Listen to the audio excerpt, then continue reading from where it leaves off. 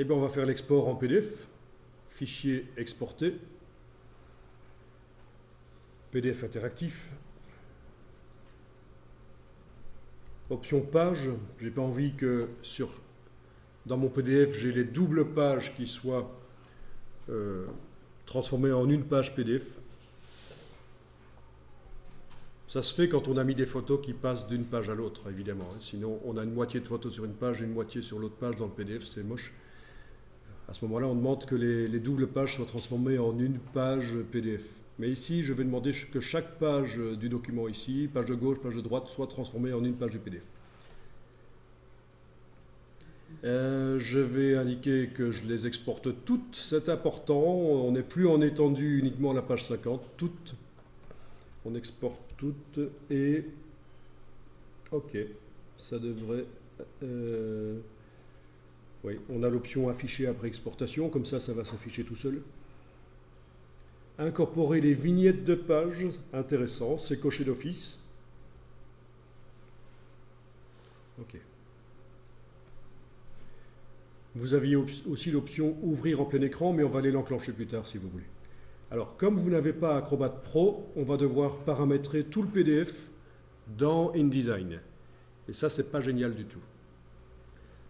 Il vaut mieux, mais ça de toute façon, avec la Creative Cloud, il est livré, Acrobat Pro, Acrobat DC, vous avez possibilité de modifier le PDF après qu'il ait été généré par InDesign.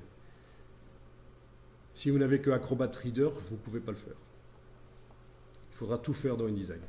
Alors, est-ce que vous voyez les vignettes de page là, dans votre document Acrobat? Est-ce que vous avez un lecteur Acrobat qui ressemble au mien? Vous avez l'icône double page, des pages là, voilà, et vous avez une vue d'ensemble du document.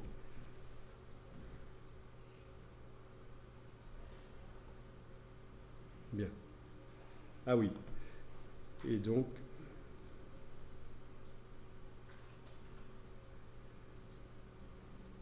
Voilà.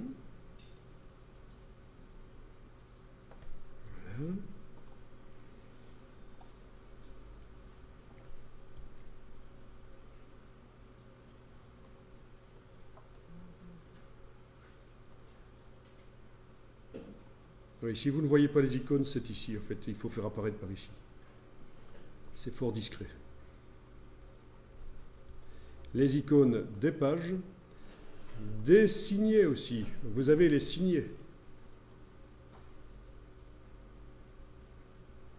Donc vous imaginez un document de centaines de pages, vous avez vraiment une table des matières sous forme de signets qui est très longue dans le PDF. C'est automatiquement fait au départ de la table des matières de InDesign. Et si je veux aller par exemple à morphologie, je clique là et j'y suis arrivé. Si je veux aller à les espèces disparues, je clique là et j'y suis arrivé, il est quelque part. Les espèces disparues, elles sont là, oui.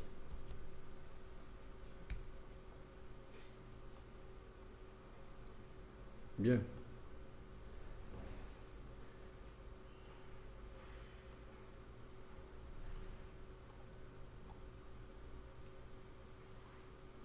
Vous avez votre table des matières qui apparaît sur une des pages. Que se passe-t-il quand on la survole dans le PDF? Il y a des petites mains. Elle est interactive. Quand vous cliquez sur une des lignes, ça vous amène là.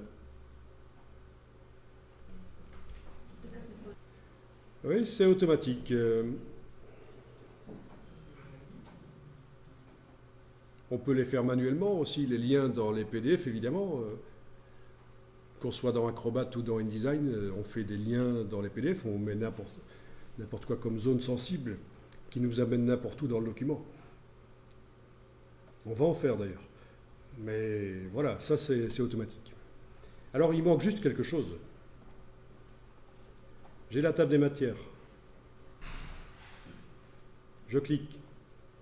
Ce serait quand même sympa d'avoir un bouton retour à la table des matières sur toutes les pages. Eh bien, on va le faire. C'est pas difficile. Dans InDesign, vous allez dans le gabarit. Vous double-cliquez dans le gabarit.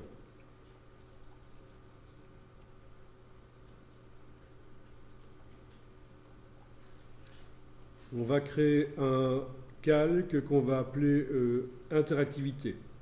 Comme ça, on garde les choses propres. On a déjà un calque spécial qu'on a créé qui s'appelle fond, que je peux d'ailleurs verrouiller pour éviter de travailler sur lui. Et au-dessus du calque 1, je vais créer un calque que je vais appeler interactivité. Ou interactif, c'est vous qui voyez. Voilà. Je verrouille l'autre calque 1 que je peux renommer d'ailleurs texte et image dans le flux.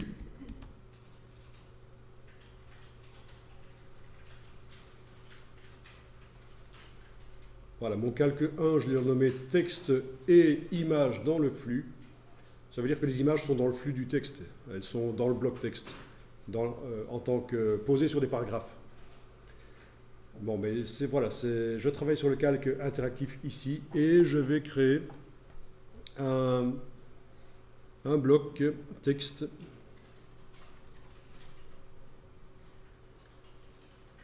que je vais faire déborder comme ça, voilà. Retour à la table des matières.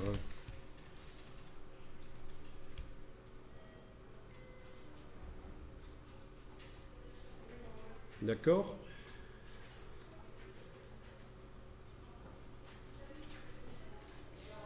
Je vais un peu changer la couleur des vecteurs parce que vert comme ça sur le fond gris, c'est foireux.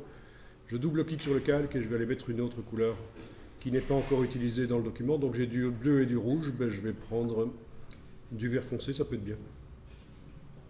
Voilà. Donc on voit quand même mieux là où je travaille. Bien. Alors, comme style de paragraphe, j'applique paragraphe standard. Attention, il est resté vert, c'est sans doute qu'il y a un style de caractère qui est toujours appliqué sur lui, en effet, sans style de caractère. Voilà. Donc, aucun style de caractère et style de paragraphe, c'est paragraphe standard.